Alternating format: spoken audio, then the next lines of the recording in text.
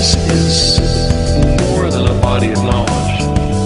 It's a way of thinking, a way of skeptically interrogating the अस्सलामुअलैकुम class.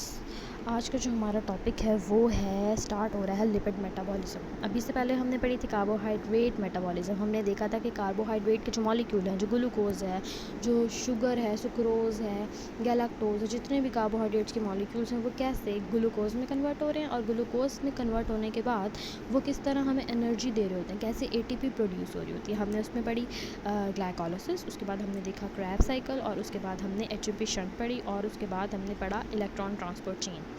हमने ये देखा बेसिकली जो पिछले सारे लेक्चर्स में हमने देखा वो हमने एक्चुअली में ये देखा है कि किस तरह ग्लूकोज, एक ग्लूकोज का मॉलिक्यूल है, वो कैसे हमें एनर्जी प्रोड्यूस कराता है और अगर हमें उससे एनर्जी नहीं चाहिए, हमें उसे शुगर के ही छोटे छोटे और प्रिकर्सर मॉलिक्यूल्स चाहिए अपने DNA में डालने के लिए, राइबोज शुगर चाहिए, RNA में डालने के लिए हमें शुगर चाहिए, तो वो किस तरह प्रोड्यूस करता है। तो जो शुगर्स वगैरह थी और जो हमारे पास एक कोएंजाइम्स थे, कुछ NADH के मॉलिक्यूल्स जो थे वो प्रोड्यूस हो रहे थे with the help of HMP shunt, ठीक है। और जब एनर्जी प्रोड्यूस करानी होती है हमने ग्लूकोज से, तो वो हो रही थी with the help of electron transport chain. और हमने देखा कि किस तरह जो एनर्जी के कैरियर्स थे क्रैब साइकिल में और ग्लाइकोलाइसिस में, वो किस तरह इलेक्ट्रॉन ट्रांसपोर्ट चेन में जाके वहाँ पे शिफ्ट कर रहे होते हैं अपनी एनर्जी, अपने इलेक्ट्रॉन्स को शिफ्ट कर रहे होते हैं और वो फिर at the end with the help of ATP synthase electrons जो हैं वो ट्रांसफ़र होते हैं और with the help of ATP synthase जो हमारे पास ATP की प्रोडक्शन होती है। तो वो सारी की सारी थी कार्बोहाइड्रेट मेटाबॉलिज्म। आज जो हमने स्टार्ट करनी है वो है हमारे पास lipid metabolism. Lipids are made up of fatty acids and triglycerides, ठीक है। बहुत सारे डिफरेंट मॉलिक्यूल छोटे छोटे जिससे हमारे पास प्रोटीन्स के बेसिक सब यूनिट्स होते हैं अमीनो एसिड्स, ठीक है। और हमारे पास कार्बोहाइड्रेट्स के बेसिक यूनिट सब यूनिट्स क्या होते हैं, मोनोसेकेराइड्स, ठीक है। इसी तरह हमारे पास लिपिड्स के जो बेसिक सब यूनिट्स होते हैं वो होते हैं फैटी एसिड्स, ठीक है। ट्राइग्लिसराइड्स होते हैं, फैटी एसिड्स होते हैं, उनसे मिलके बड़े बड़े लिपिड के मॉलिक्यूल मिलके बने हुए होते हैं। अभी जो फैटी एसिड्स हैं, फैटी एसिड जो हैं, अब बीटा ऑक्सीडेशन से ये मुराद होगी कि हमने फैटी एसिड्स की ब्रेक डाउन करनी है। हमें पता है ना हमारी बॉडी में फ़ैट प्रोड्यूस हो रहा होता है और हम देखते हैं कि फ़ैट प्रोड्यूस भी हो रहा होता है और फ़ैट बर्न भी हो रहा होता है, दोनों काम हो रहे होते हैं। आप बहुत ज़्यादा खाना खाते हो, आप लेज़ी हुए हुए होते हो, एनर्जी प्रोड्यूस हो रही है, ज़्यादा ईट अप कर रहे हो और वो बर्न आउट नहीं हो रही है, तो क्या होता है वो एनर्जी जो है वो स्टोर होने लग जाती है in the form of fats, ठीक है। ये तो आपको नॉर्मल पता है ना, ये होता है। और फिर क्या होता है जब आपने फ़ैट बर्न करने होते हैं, आप बहुत ज़्यादा बॉडी वेट हो गया, अब आप फ़ैट बर्न करना चाहते हो, आप जो है वो डाइट करना शुरू कर देते हो, आप एक्सरसाइज करना शुरू कर देते हो, तो उससे क्या होना शुरू हो जाता है, आपके फ़ैट्स कम होना शुरू हो जाते हैं, आपकी चर्बी कम होना शुरू हो जाती है। वो कैसे होती है? This is the process beta oxidation. Beta oxidation of fatty acids का मतलब ये होगा कि हमने फैटी एसिड्स के मॉलिक्यूल को ब्रेक डाउन करना है। अब हमारी बॉडी में ये काम हो रहा है कि फैटी एसिड्स किस तरह ब्रेक डाउन हो रहे हैं into small compound. Fatty acids long compounds and long chains हैं, ठीक है। ये अभी हम आके देखते हैं और इनको हमने बर्न कैसे करना है वो अभी इस पूरे के पूरे प्रोसेस में हमें पता चलेगा। अब fatty acid is a carboxylic acid, ये एक कार्बोक्सिलिक एसिड होता है। इसका मतलब हुआ कि इसके अंदर कार्बोक्सिल ग्रुप होता है with a long aliphatic chain which is either saturated or unsaturated. You can see the structure, ऐसा इसका स्ट्रक्चर होगा। कार्बोक्सिल ग्रुप होगा हमारे पास, उसके साथ एक लॉन्ग चेन हाइड्रोकार्बन की चेन लगी हुई होगी और ये डिपेंड करता है सैचुरेटेड हो या अनसैचुरेटेड हो, डिपेंडिंग अपॉन के सिंगल बॉन्ड है या फिर डबल बॉन्ड है। इसके हिसाब से दो डिफरेंट इसकी टाइप्स होती हैं। अब बीटा ऑक्सीडेशन का मतलब ये है कि फैटी एसिड की ऑक्सीडेशन कराना, मतलब फैटी एसिड को ब्रेक डाउन करना on the beta carbon atom. अब हमें पता होना चाहिए कि इसमें बीटा कार्बन कौन सा वाला है, कहाँ पर ये ब्रेक डाउन, कौन सा वाला बॉन्ड टूट रहा है और हमारे पास एक बड़ा सा मॉलिक्यूल छोटे छोटे मॉलिक्यूल्स में कन्वर्ट हो रहा है। तो यहाँ पर हम देखते हैं कि हमारे पास जो बीटा कार्बन होता है वो होता है सेकेंड कार्बन, ठीक है। ये हमारे पास है कार्बोक्सिल ग्रुप वाला कार्बन, कार्बन नंबर 1, और ये है हमारे पास कार्बन नंबर 2, ठीक है। अब यहाँ पर क्या होता है, इन दोनों के दरमियान का जो बॉन्ड है वो टूटता है और इन दोनों के दरमियान का जो बॉन्ड टूटता है तो हमारे पास एसिटाइल कोएंजाइम ए के मॉलिक्यूल्स निकलते जाते हैं और वो एसिटाइल कोएंजाइम ए के मॉलिक्यूल्स जो निकल रहे होते हैं वो आगे कहाँ जाएंगे, वो आगे जाते हैं क्रैब साइकिल में, क्योंकि हमें पता है ना, देखो इस जो हमारे पास ग्लाइकोलाइसिस का एंड हुआ था वो था पायरावेट पे। पायरावेट जो था वो हमारे पास माइटोकॉन्ड्रिया में एंटर नहीं हो सकता था, सिर्फ एसिटाइल कोएंजाइम ए एंटर हो सकता था। तो पायरावेट कन्वर्ट हुआ एसिटाइल कोएंजाइम ए में, और एसिटाइल कोएंजाइम ए फिर हमारे पास जो है वो क्रैब साइकिल में एंटर हुआ था। तो यहाँ पर एनर्जी प्रोड्यूस करानी है हमने फैटी एसिड से, तो फैटी एसिड को हम कन्वर्ट कर देते हैं एसिटाइल कोएंजाइम ए में, और एसिटाइल कोएंजाइम में फिर कहाँ जाता है, क्रैब साइकिल में, और क्रैब साइकिल से वो जाता है इलेक्ट्रॉन ट्रांसपोर्ट चेन में, और वहाँ से बन जाती है एटीपी। इस तरह हमारे फैट्स बर्न हो रहे होते हैं। अब उन्होंने कहा है this result in the sequential removal of 2 carbon fragments. अब वो क्या कह रहे हैं, वो कह रहे हैं कि जब फैटी एसिड के मॉलिक्यूल को बीटा कार्बन से हम तोड़ते हैं ना, बॉन्ड ब्रेक करते हैं, तो 2 कार्बन जो थे हमारे पास, एक कार्बोक्सिल, एक ये वाला कार्बन और इसके एक साथ वाला कार्बन, दोनों, एक ये कार्बन और 2 कार्बन जो थे वो हमारे पास एक यहाँ पे कार्बन होगा और एक यहाँ पे कार्बन होगा। यस, तो ये वाला कार्बन और ये वाला कार्बन हो गए 2, तो ये 2 कार्बन वाला कंपाउंड एसिटाइल कोएंजाइम ए जो है वो प्रोड्यूस होता है। Beta oxidation is a catabolic process by which fatty acid molecules are broken down in the cytosol in prokaryotes and in the mitochondria in eukaryotes to generate acetyl coenzyme A, which enters the citric acid cycle, and NADH and FEDH2 molecules are produced, which are coenzymes used in the electron transport chain. ठीक है, तो ये पूरी की पूरी क्या हुई उसकी डेफिनेशन। इसमें उन्होंने क्या बताया है, इन्होंने उसमें बताया है कि बीटा ऑक्सीडेशन एक कैटाबॉलिक प्रोसेस है। कैटाबॉलिज्म का क्या मराद हुई कि उसमें होनी है ब्रेक डाउन, कि एक लार्ज फैटी एसिड का मॉलिक्यूल ब्रेक डाउन होता है इनटू स्मॉल छोटे छोटे 2 कार्बन के कंपाउंड्स में, जो कि हमारे पास है एसिटाइल कोएंजाइम ए, और फिर ये एसिटाइल कोएंजाइम में चला जाता है क्रैब साइकिल में, जहाँ से वो फर्दर आगे शिफ्ट होता है इलेक्ट्रॉन ट्रांसपोर्ट चेन में, और हमारे पास एनर्जी प्रोड्यूस हो जाती है। वो बड़ा सा फैट का मॉलिक्यूल टूट टूट के हमें थोड़ी थोड़ी फॉर्म में एनर्जी देता रहता है। यहाँ तक सबको क्लियर हो गया हो तो आगे हम देखते हैं कि अब ये पूरा का पूरा प्रोसेस होना कैसे है। ठीक है, बीटा ऑक्सीडेशन जो है, अब अल्फ़ा ऑक्सीडेशन भी होती है। ठीक है, जो फर्स्ट कार्बन है ना हमारे पास फैटी एसिड का, उसके ऊपर भी ब्रेक डाउन होती है, लेकिन वो और प्रोसेस है, उसके ज़रिए और चीज़ें बनेगी। बीटा ऑक्सीडेशन ज़्यादा इंपॉर्टेंट इसलिए है क्योंकि यहाँ से एसिटाइल कोएंजाइम ए प्रोड्यूस होता है, और फिर हमें तो एनर्जी चाहिए, फैटी एसिड को बर्न करना है, तो उसमें से बेसिकली हमें एनर्जी चाहिए, तो हम ये हमारे बॉडी में ज़्यादा मिकदार में हो रहा होता है। अब इस फैटी एसिड के मॉलिक्यूल को कैसे हम शिफ्ट करेंगे, कैसे ये ब्रेक डाउन होगा। अब इसमें स्टेप्स हैं, 3 बेसिक स्टेजेस हैं। सबसे पहले स्टेज ये होगी कि वो फैटी एसिड के मॉलिक्यूल को एक्टिवेट किया जाए, मतलब ये कि फैटी एसिड के मॉलिक्यूल के साथ कोई और मॉलिक्यूल अटैच कराया जाए और वो एक्टिवेट कराया जाए। तो एक्टिवेशन ऑफ फैटी एसिड में क्या हो रहा होता है कि फैटी एसिड के मॉलिक्यूल को एक्टिवेट किया जाए, मतलब उसके साथ कोई और मॉलिक्यूल अटैच कराया जाए, ताकि एंजाइम को पता चल जाए कि इसको हमने ब्रेक डाउन करना है या उसको कहीं और शिफ्ट करने के लिए हेल्प आउट हो। दूसरा जो स्टेप है वो है transport of fatty acid into the mitochondria. जैसे कि हमें पता है कि माइटोकॉन्ड्रिया में एसिटाइल कोएंजाइम ए तो एंटर इन पायरावेट का जो मॉलिक्यूल था ग्लाइकोलाइसिस में वो भी एंटर नहीं हुआ था, तो इसका मतलब हुआ कि वो परमिएबल मेम्ब्रेन है। तो फैटी एसिड के जो मॉलिक्यूल्स हैं वो भी ऐसे ही घूम फिर के माइटोकॉन्ड्रिया में नहीं चले जाते, they have to convert into acetyl coenzyme A, या फिर उनको किसी और चीज़ में कन्वर्ट होना पड़ेगा। तो ट्रांसपोर्ट करानी पड़ती है हमें फैटी एसिड्स को with the help of some channels, protein channels. और थर्ड प्रोसेस जो है उसमें क्या होती है, बीटा ऑक्सीडेशन होती है माइटोकॉन्ड्रिया के मैट्रिक्स में। जहाँ पर हो रही थी ना ग्लाइकोलाइसिस, वहीं पर जहाँ पर हो रहा था क्रैब साइकिल माइटोकॉन्ड्रियल मैट्रिक्स में, वहीं पर हो रही होती है बीटा ऑक्सीडेशन। और फिर क्या होता है, वो फैटी एसिड के मॉलिक्यूल ब्रेक डाउन होकर एसिटाइल कोएंजाइम ए में कन्वर्ट हो जाते हैं, और फिर एसिटाइल कोएंजाइम ए वहीं मैट्रिक्स के अंदर ही क्रैब साइकिल में कन्वर्ट हो जाता है, और वहीं पर ही करीब से इलेक्ट्रॉन ट्रांसपोर्ट चेन चल जाती है, और हमारे पास एटीपी के मॉलिक्यूल प्रोड्यूस हो जाते हैं।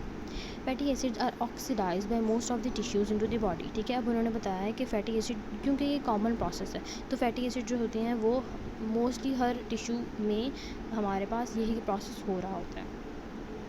अब हम देखते हैं कि फैटी एसिड एक्टिवेशन, पहला स्टेप जो है हमारे पास फैटी एसिड्स को एक्टिवेट करना, वो कैसे होता है। Fatty acids are activated by acyl coenzyme A by thiokinases और एसाइल कोएंजाइम ए सिंथेसिस। मतलब ये जो है ये एंजाइम है, और क्या हो रहा होता है, acyl coenzyme A with the help of these two या वन, ये एक ही बात है, इन एंजाइम के ज़रिए फैटी एसिड्स को एक्टिवेट कर रहा होता है। The reaction according to the 2 steps, इस रिएक्शन के 2 स्टेप्स हैं जिसमें रिक्वायर है हमारे पास एटीपी, कोएंजाइम ए का मॉलिक्यूल रिक्वायर्ड है, और हमारे पास मैग्नीशियम का रिक्वायर्ड है एंजाइम, रिक्वायर है कोफैक्टर, जो कि जिसकी वजह से एंजाइम एक्टिवेट होगा। Fatty acid react with the ATP to form acyl adenylate, which then combines with coenzyme A to produce acyl coenzyme A. Two high energy phosphatases are utilized since ATP is converted to pyrophosphate. The enzyme inorganic pyrophosphase hydrolyzes PPI to phosphate. The immediate elimination of PPI makes this reaction totally irreversible. अभी मैं आगे समझाती हूँ कि यहाँ पे उन्होंने क्या लिखा हुआ है। उन्होंने बताया हुआ है कि एक फैटी एसिड का मॉलिक्यूल होगा, ठीक है। फैटी एसिड का मॉलिक्यूल को अभी हम क्या करें, एक्टिवेट करें। फैटी एसिड का मॉलिक्यूल जो है with the help of thiokinase enzyme क्या हो रहा होता है, एटीपी यूटिलाइज हो रही होती है। एटीपी क्या होती है हमारे पास, इसमें फॉस्फेट होते हैं। एमपी में मतलब ये कि 2 फॉस्फेट के मॉलिक्यूल्स इसमें से रिमूव हो जाते हैं। ये जो 2 फॉस्फेट के मॉलिक्यूल्स हैं एटीपी में से निकल जाते हैं, आगे शिफ्ट हो जाते हैं, और एक जो एटीपी का मॉलिक्यूल रुक जाता है उससे बन गई एएमपी। तो ये जो एएमपी है ये अटैच हो जाती है इस फैटी एसिड के कंपाउंड के साथ, और इस पूरे के पूरे फैटी एसिड के मॉलिक्यूल को कन्वर्ट कर देती है वो इसाइल एल्डिनाइलेट के कंपाउंड में। उसके बाद ये होता है कि कोएंजाइम ए का मॉलिक्यूल आ जाता है। कोएंजाइम ए का मॉलिक्यूल आता है, ये एएमपी जो यहाँ पर अभी लगी होती है वो रिमूव करके खुद जाके अटैच हो जाता है, तो वो कन्वर्ट हो जाता है इनटू इसाइल कोएंजाइम ए।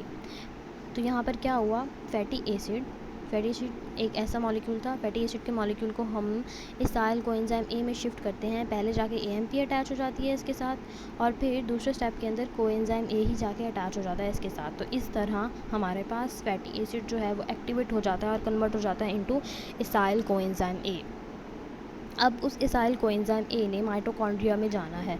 माइटोकॉन्ड्रिया में जाने के लिए उसको किसी न किसी प्रोटीन चैनल की ज़रूरत होगी। तो उन्होंने बताया हुआ है कि मैट्रिक्स के अंदर जाना है ना, उसने माइटोकॉन्ड्रिया के मैट्रिक्स के अंदर जाना है, वहाँ पर होनी है हमारे पास बीटा ऑक्सीडेशन।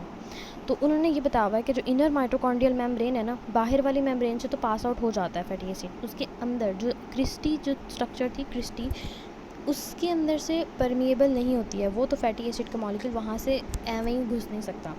तो उसको रिक्वायर है कोई ऐसा स्पेसिफिक सिस्टम, कोई ऐसी शटल जो हमारे पास उसको उठा के अंदर ले जाए। तो यहाँ पर उन्होंने बताया हुआ है कि a specialized carnitine carrier system operates to transport activated fatty acids from cytosol to the mitochondria. तो क्या होता है, कार्निटीन कैरियर, कार्निटीन की शटल होती है जिसकी मदद से कार्निटीन के मॉलिक्यूल उठा लेते हैं इस इसाइल कोएंजाइम ए को और शिफ्ट करा देते हैं अंदर। Carnitine acyl transferase 2 found on the inner surface of the mitochondrial membrane converts acyl carnitine to acyl coenzyme A। ये मैं भी आगे समझाती हूँ। The carnitine release return to the cytosol for reuse। अब ये क्या हो रहा है, carnitine is a shuttle, ठीक है।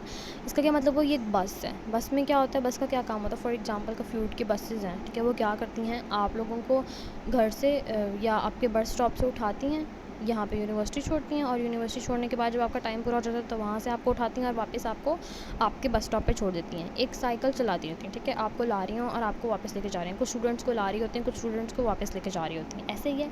तो कार्निटीन भी एक शटल की तरह काम कर रही होती है। वो क्या कर रही होती है, इसाइल कोएंजाइम ए को अंदर लेके जा रही होती है और फिर खाली वापस आ रही होती है, क्योंकि उसने अपना रूट पूरा करना है, कोई और कंपाउंड्स को वापस लेके जा रही होगी। ऐसे ये पूरा का पूरा साइकिल अपना चलाती जाती है। वही एक कार्निटीन के मॉलिक्यूल अंदर जाते हैं, उनको छोड़ते हैं, वहाँ पे बाहर आ जाते हैं, ठीक है। अब यहाँ पे उन्होंने वही सिस्टम बताया हुआ है कि क्या हो रहा होता है, इसाइल कोएंजाइम ए का जो मॉलिक्यूल है हमारे पास वो असाइल कार्निटीन में कन्वर्ट हो जाता है। ये कैट 1 हमारे पास कार्निटीन है। कार्निटीन क्या करती है, इस असाइल कोएंजाइम ए को अपने ऊपर बिठा लेती है, कन्वर्ट कर देती है उसको असाइल कार्निटीन में, अंदर ले जाती है। अंदर ले जाने के बाद अब असाइल कार्निटीन जो है उसमें से उतरना है ना, बस में से उतरना है, तो ये कार्निटीन का मॉलिक्यूल फिर से रिमूव हो जाता है और असाइल कोएंजाइम ए में दोबारा से कन्वर्ट कर देते हैं हमारे पास फैटी एसिड को। मतलब ये कि ये इसके ऊपर बैठा, ये कोएंजाइम ए यहाँ से उतर गया, कोएंजाइम ए यहाँ से उतर के इधर से अलग हो गया, असाइल जो है वो कार्निटीन के साथ चिपक गया। और उसके बाद क्या हुआ, एसाइल कार्निटीन अंदर चले गई। अंदर जाने के बाद अब कार्निटीन ने वापस जाना है, कार्निटीन से उतर गई और यहाँ से कोएंजाइम, अंदर भी कोएंजाइम ए के मॉलिक्यूल होते हैं, वो इसको उठा लेंगे और कोएंजाइम ए जो है वो चिप इसके साथ अटैच हो जाएगा और दोबारा से कन्वर्ट कर देगा उसको एसाइल कोएंजाइम ए में। तो इस तरह ये अंदर और बाहर, अंदर और बाहर, अंदर और बाहर का सिस्टम चलता रहता है। अब उसके बाद जो हमारे पास थर्ड स्टेप है उसमें क्या होना है, अब ये अंदर माइटोकॉन्ड्रियल मैट्रिक्स में पहुंच गई है हमारे पास फैटी एसिड का मॉलिक्यूल, ठीक है, एक्टिवेट होने के बाद। अब क्या होना है थर्ड स्टेप के अंदर, इसने बीटा ऑक्सीडेशन होनी है इसकी, मतलब ये कि जो सेकंड कार्बन है, सेकंड कार्बन वाला बॉन्ड जो है वो ब्रेक होना है और ब्रेक होते होते इस बड़े मॉलिक्यूल को छोटे मॉलिक्यूल में कन्वर्ट करना है। Each cycle of beta oxidation liberating a 2 carbon unit acyl coenzyme A acetyl coenzyme A occurs in the sequence of 4 reactions। अब क्या होता है, ये बीटा ऑक्सीडेशन के अंदर अब 4 स्टेप्स हैं। क्या हो रहा होता है, सबसे पहले होती है ऑक्सीडेशन, फिर होती है हाइड्रेशन, फिर होती है ऑक्सीडेशन और फिर होती है क्लीवेज। ऑक्सीडेशन में क्या होता है, एसाइल कोएंजाइम ए, वो मॉलिक्यूल जो भी कार्निटीन के ज़रिए अंदर आया है, undergoes dehydrogenation with the help of an enzyme जो कि है एसाइल कोएंजाइम ए डिहाइड्रोजिनेज। ये है FAD flavo enzyme, FAD dependent enzyme है, मतलब ये कि इसको एफएडी एज अ को एंजाइम चाहिए होता है, एज अ हेल्पर मॉलिक्यूल चाहिए होता है अपने आप को प्रॉपर काम करने के लिए। तो हमारे पास एसाइल कोएंजाइम में with the help of acyl coenzyme में डिहाइड्रोजिनेज क्या होता है, क्लीवेज होती है, ब्रेक डाउन होती है। अ double bond is formed between alpha and beta carbons. अच्छा, यहाँ पर हो रही है डबल बॉन्ड प्रोड्यूस हो रहा है। अच्छा, यू कैन सी यहाँ पर क्या हो रहा है,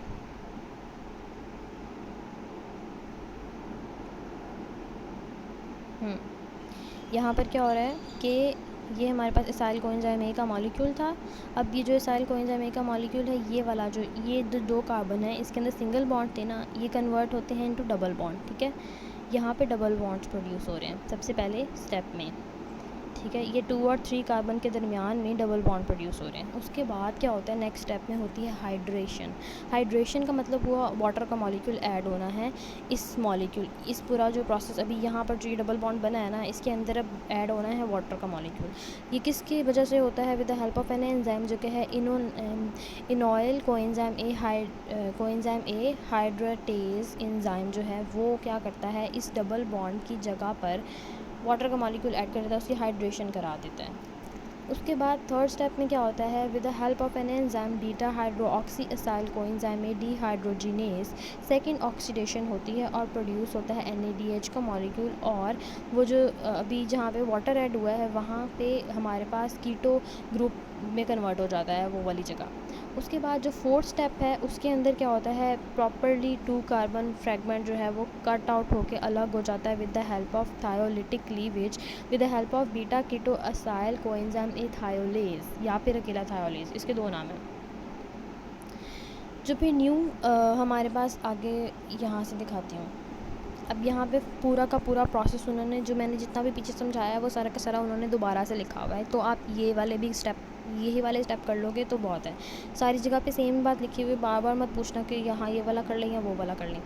यहाँ पे क्या हो रहा है, फैटी एसिड का मॉलिक्यूल है, ठीक है, फैटी एसिड का मॉलिक्यूल है, उसने होना है सबसे पहले activate with the help of thiokinase coenzyme A attach हुआ। ये 2 स्टेप का प्रोसेस था और क्या प्रोड्यूस हुआ, एसाइल कोएंजाइम ए। एसाइल कोएंजाइम ए जब प्रोड्यूस हुआ तो एसाइल कोएंजाइम ए एंटर हुआ माइटोकॉन्ड्रिया के अंदर with the help of carnitine transport system, जो भी हमने पीछे देखा। और फिर ये एसाइल कोएंजाइम ए का जो मॉलिक्यूल है इसमें क्या होता है, ये हमारे पास है कार्बन 1 और ये है हमारे पास कार्बन 2, ठीक है। ये जो कार्बन 2 है ये है बीटा कार्बन, यहाँ पे जो इन 2 और 3 के दरमियान का बॉन्ड है ना, इसने टूटना है। अब इसको टूटने के लिए बहुत सारे प्रोसेसेस हैं। सबसे पहले होती है ऑक्सीडेशन, फिर हाइड्रेशन, फिर ऑक्सीडेशन और फिर क्लीवेज। तो पहले स्टेप में क्या होता है, with the help of an enzyme called acyl coenzyme dehydrogenase, this is an enzyme जो कि एफएडी डिपेंडेंट एंजाइम है। वो क्या करता है, ये जो 2 बॉन्ड्स हैं, इसको सिंगल बॉन्ड है ना यहाँ पे, इसको डबल कर देता है, डबल बॉन्ड हो गया। और इसको अब इस जो मॉलिक्यूल है इसका नाम कन्वर्ट हो गया इनटू ट्रांस इनॉइल कोएंजाइम ए। क्या होता है, with the help of another enzyme इनॉल coenzyme में हाइड्रेटेज वाटर का मॉलिक्यूल ऐड हो जाता है, ये वाले बॉन्ड में वाटर का मॉलिक्यूल ऐड हो जाता है और वो इस तरह शिफ्ट हो जाता है और वो अब कहलाता है beta hydroxy acyl coenzyme A. अब beta hydroxy acyl coenzyme A का जो मॉलिक्यूल है with the help of another enzyme जो कि डीहाइड्रोजिनेज एंजाइम है, क्या करता है, इस वाले हमारे पास ग्रुप को कन्वर्ट कर देता है इनटू कीटो ग्रुप। वो पहले कार्बोक्सिल था ना, उसको कन्वर्ट कर दिया कीटो में। अब ये हो गया beta keto acyl coenzyme A, ठीक है, इसको इसमें कन्वर्ट कर दिया, डबल बॉन्ड यहाँ पर आ गया। फिर क्या होता है, with the help of thiolase enzyme इनकी होती है यहाँ से ब्रेकडाउन के नतीजे में ये मॉलिक्यूल इतना सा सेपरेट हो गया और ये इतना सा मॉलिक्यूल जो है वो सेपरेट हो गया, ठीक है। अब ये वाला जो मॉलिक्यूल इतना सा जो ये शिफ्ट हुआ, ये कहलाता है एसिटाइल कोएंजाइम ए और एसिटाइल कोएंजाइम में आगे चला जाता है हमारे पास क्रैब साइकिल में और उसके बाद वो इलेक्ट्रॉन ट्रांसपोर्ट चेन में जाएगा और वहाँ से हमारे पास एनर्जी प्रोड्यूस हो जाएगी, ठीक है। और जो इतना सी जगह बची वो कहलाती है एसाइल कोएंजाइम ए। एसाइल कोएंजाइम ए जो है वो हमारे पास पहले स्टेप में हमें चाहिए था, एसाइल कोएंजाइम में वापस से जाता है, ये है ना एसाइल कोएंजाइम में, ये वापस से यहाँ जाता है और फिर से यही प्रोसेस करता रहता है जब तक ये प्रोसेस चलता रहता है, जब तक वो जो फ़ैट की लॉन्ग चेन है ना फ़ैट की, वो टूट के ख़त्म नहीं हो जाती, तब तक ये प्रोसेस रिपीट होके चलता जाता है। इस तरह फ़ैट जो है वो ऑक्सीडाइज होता है और बर्न होता है, छोटे छोटे टुकड़ों में ब्रेक डाउन हो जाता है। ये होती है सारी की सारी beta oxidation of fatty acids. आगे अब उन्होंने बताया हुआ है कि वाई दिस इज़ नेसेसरी, हमें क्यों फ़ैट्स में से जो है वो एनर्जी रिक्वायर्ड होती है। उन्होंने बताया हुआ है कि जो सडन एक डिजीज़ होती है सडन इन्फेंट डेथ सिंड्रोम, उसमें क्या होता है कि unexpected death of healthy infant usually overnight. उसमें क्या होता है कि रात को ही विदिन जब बच्चा सो रहा होता है, बिल्कुल न्यू बॉर्न बेबी, उसी में उसकी डेथ हो जाती है। तो वहाँ पर क्या हो रहा होता है कि हमारे पास एक एंजाइम होता है एसाइल कोएंजाइम में डीहाइड्रोजिनेज, जो भी पीछे यूज़ हुआ है उसकी डेफिशिएंसी होती है। अब क्या होता है, जब तक बेबी फीड कर रहा होता है तब तक तो एनर्जी है, तब तक तो ग्लूकोज के मॉलिक्यूल हैं, ग्लाइकोलाइसिस हो रही है, इलेक्ट्रॉन ट्रांसपोर्ट चेन चल रही है, एनर्जी मिल रही है, ठीक है। लेकिन जैसे ही हमारे पास हम सो रहे होंगे तो क्या होता है कि हमारे पास वो ग्लूकोज जो हमने खाना खाया है, जो कुछ भी किया है, वो वाला ग्लूकोज की लेवल कम हो गया, ठीक है, कम होता ख़त्म हो गया। अब हमें रिक्वायर्ड है कोई ऑल्टरनेट पाथवे, हमें रिक्वायर्ड है अब बीटा ऑक्सीडेशन के हमारे पास जो हमारे फ़ैट्स हैं वो जो हमारी बॉडी में एनर्जी स्टोर की है फ़ैट की फॉर्म में, वो हमारे पास वापस से एटीपी में प्रोड्यूस हो जाए और हमारी बॉडी एक्टिविटीज़ हों। तो क्या होता है, अब वो जो फ़ैट्स को कन्वर्ट करके एनर्जी में कन्वर्ट करने के लिए जो एंजाइम चाहिए होता है वो एंजाइम नहीं होते हैं, तो ग्लूकोज तो होता ही नहीं है उस टाइम। अगर वो कोई सो रहा हो तो उसकी बॉडी में ग्लूकोज जो हमने खाना खाया डाइजेस्ट किया वो तो नहीं होगा ना, वो ऐसे तो ख़त्म हो जाएगा। और जो इन्फेंट्स होते हैं वो तो बिल्कुल ही न्यूबॉर्न होते हैं, उनकी बॉडी में तो भी कुछ भी नहीं होगा। तो उन्होंने बताया हुआ है ग्लूकोज प्रिंसिपल है, ठीक है ना, एनर्जी का। जब तक बेबी फीड कर रहे होते हैं और ईट कर रहे होते हैं तब तक तो ठीक है, होता है उनमें। आफ्टर अ फ्यू आवर्स, कुछ घंटों के बाद ग्लूकोज लेवल कम हो गया और its utilization decreases and the rate of fatty acid oxidation must simultaneously increases. तो फिर फैटी एसिड की ऑक्सीडेशन इंक्रीज होना ज़रूरी है to meet the energy needs, ठीक है, क्योंकि सांस तो ले रहा है ना, सब कुछ हो रहा है बॉडी के अंदर। This sudden death in infants is due to the blockage in beta oxidation caused by deficiency in medium chain acyl coenzyme dehydrogenase. तो अगर वो एक स्पेसिफिक एंजाइम ना हो तो हमारे पास ये बीटा ऑक्सीडेशन चेन चले ही ना, और ऑक्सीडेशन चेन जिन बच्चों की नहीं चल पाती है तो फिर वो देखने में बिल्कुल ठीक होते हैं लेकिन अंदर उनके काम नहीं हो रहा होता, तो वो ओवरनाइट ही उनकी डेथ हो जाती है। अब यहाँ पर बताया हुआ वही पीछे जो मैंने पूरा का पूरा प्रोसेस समझाया है वही यहाँ पर एक ही स्लाइड के अंदर उन्होंने बताया हुआ है कि क्या हो रहा है। यहाँ पर हमारे पास एक long chain of fatty acids है, वो कन्वर्ट होती है इनटू असाइल कोएंजाइम ए में, असाइल कोएंजाइम ए से ट्रांस असाइल कोएंजाइम ए में कन्वर्ट हो रही है, फिर beta hydroxy acyl coenzyme A में, और फिर beta keto acyl coenzyme A में, और फिर वो ब्रेक डाउन हो रहा है with the help of thiolase enzyme और एसिटाइल कोएंजाइम में और असाइल कोएंजाइम में दो मॉलिक्यूल बनते हैं और एसिटाइल कोएंजाइम में क्रैब साइकिल में चला जाता है और ये वापस से यहाँ जाता है और फिर से ब्रेक कराता है, फिर चलता है, जब तक चलता रहता है चेन, जब तक चेन पूरी की पूरी ख़त्म ना हो जाए तब तक ये प्रोसेस चलता रहता है।